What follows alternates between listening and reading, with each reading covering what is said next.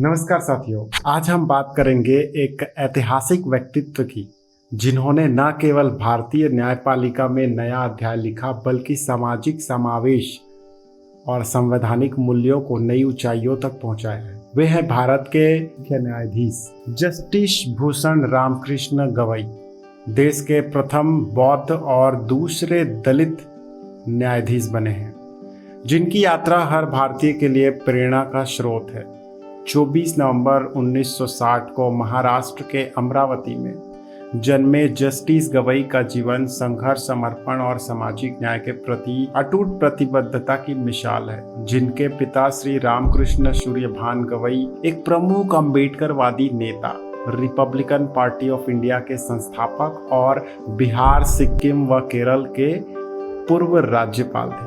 बाबा साहब डॉक्टर भीमराव अंबेडकर के विचारों से प्रेरित गवई परिवार ने बौद्ध धर्म को अपनाया और जस्टिस गवई ने इस विरासत को अपने कार्यों में जीवंत किया। जस्टिस गवई ने 1985 में वकालत शुरू की। बॉम्बे हाई कोर्ट और नागपुर बेंच में संवैधानिक और प्रशासनिक कानून के क्षेत्र में उन्होंने अपनी पहचान बनाई। नागपुर नगर निगम, अमरावती विश्वविद्यालय और अन्य संस्थानों के लिए स्टैंडिंग काउंसिल के रूप में सेवा दी। 1992-93 में वे सहायक सरकारी वकील और अतिरिक्त लोक अभियोजक रहे और 2000 में सरकारी वकील बने।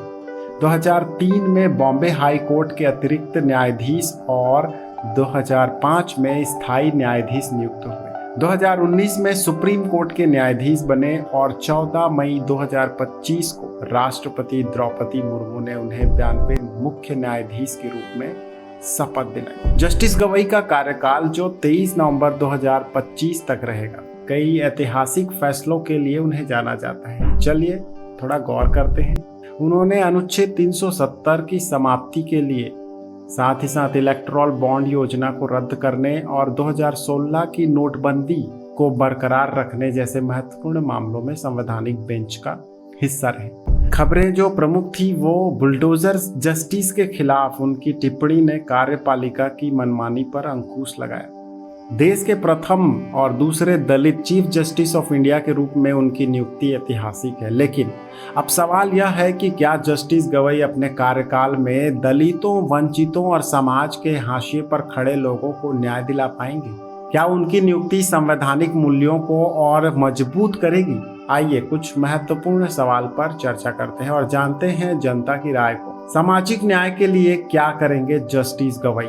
जस्टिस गवई ने अनुसूचित जाति में उपवर्गीकरण को संवैधानिक ठहराए हैं और इस तरह के फैसले अनुसूचित जाति को बांटने का काम करता है, क्योंकि अनुसूचित जाति में जिस तरीके से भेदभाव और जातिगत उत्पीड़न होता है वो रिजर्वेशन उसका एक उपाय है।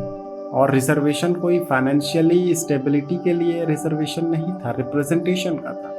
लेकिन क्या वे अपने कार्यकाल में जातिगत भेदभाव, सामाजिक उत्पीड़न और आर्थिक असमानता से जुड़े मामलों में तेजी से न्याय सुनिश्चित कर पाएंगे? ये सवाल बहुत बड़ा है। क्या वे दलितों और वंचितों के लिए कानूनी सहायता को और सुलभ बनाएंगे? और साथ ही साथ जैसे बुलडोजर जस्टिस पर अंकुश कितना प्रभावी होगा? जस्टिस गवई ने बुलडोजर जस्टिस की आलोचना की है, जो अक्सर अल्पसंख्यकों और गरीबों को निशाना बनाती है। किसी भी बड़े अमीर घर का घर नहीं टूटता या उस पर बुलडोजर नहीं चलता या कोई पॉलिटिशियन के घर नहीं उजाड़े जाते। लेकिन क्या वे कार्यपालिका की मनमानी को रोकने के लिए ठोस दिशा निर्देश जारी कर पाएंगे? ये सवाल बहुत बड़ा है। क्या उनकी बेंच ऐसी नीतियों पर स्थायी रोक लगा सकती है? ये सवाल पूछने की है और देखने की है। आगे हम सभी देखते रहेंगे कि उनके फैसले कैसे आ रहे हैं। न्यायपालिका में समावेशिता को कैसे बढ़ाएंगे?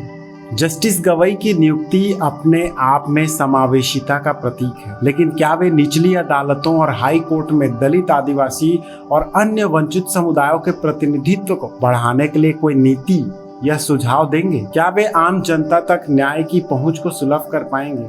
क्या जस्टिस गवई के नेतृत्व में सुप्रीम कोर्ट ग्रामीण और गरीब तबकों तक न्याय पहुंचाने के लिए तकनीक जैसे वर्चुअल सुनवाई या कानूनी जागरूकता अभियानों को बढ़ावा देंगे? निष्कर्ष यह है कि जस्टिस गवई का कार्यकाल चुनौतियों और अवसरों से भरा है। जनता की उम्मीदें उनसे ऊंची हैं, खासकर दलितों और वंचितों के लिए। क्या वे इन सवालों का जवाब अपने फैसलों और नेतृत्व से दे पाएंगे यह समय बताएगा। आप क्या सोचते हैं? अपनी राय जरूर साझा करें। जय भीम।